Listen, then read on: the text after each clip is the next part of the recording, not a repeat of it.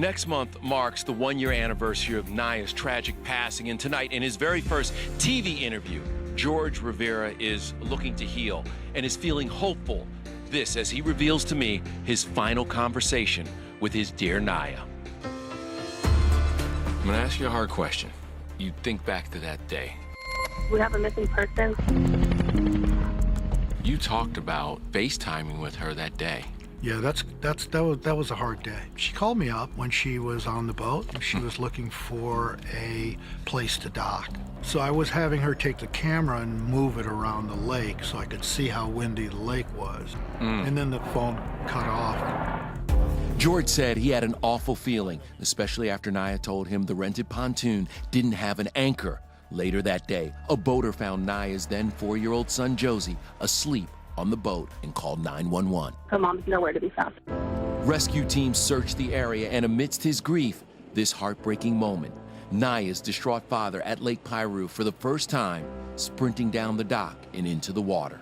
That moment, I needed to reconnect with the water.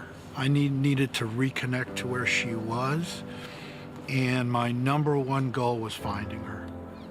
And I didn't know how to do it except for getting in the water and having a moment. After 5 days of searching, Naya's body was discovered. Josie told investigators his mom had boosted him out of the lake and onto the boat and then disappeared under the water. She used her last breaths to make sure that he was okay. What does that say to you? Well, sort of the same mantra she used for life, you know, keep going.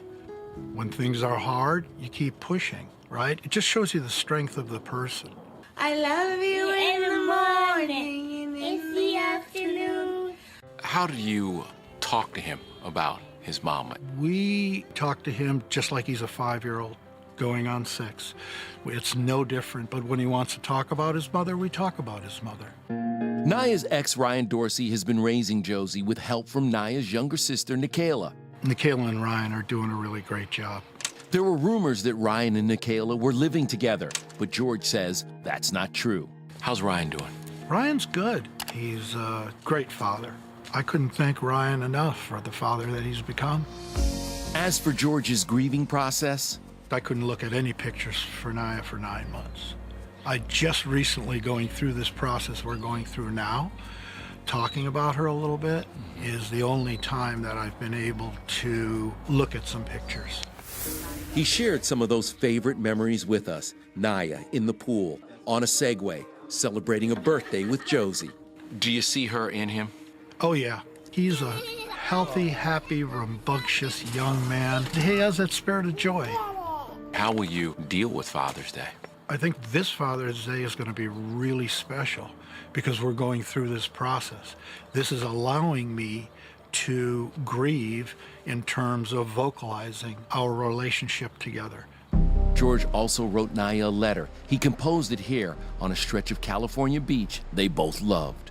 If I die young, bury me in satin, lay me... Keep sleeping soundly, my angel, and we'll take it from here. I love you and miss you, but I know you know that. Love, Dad. Send me away with the words of a love song.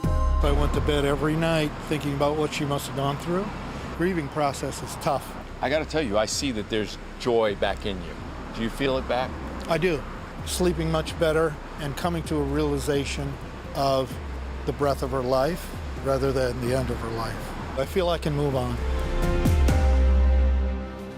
I have so much respect for George, and he and Naya had such big plans. And he said Naya's probably looking down at him right now saying, "Shut up, Dad, stop talking."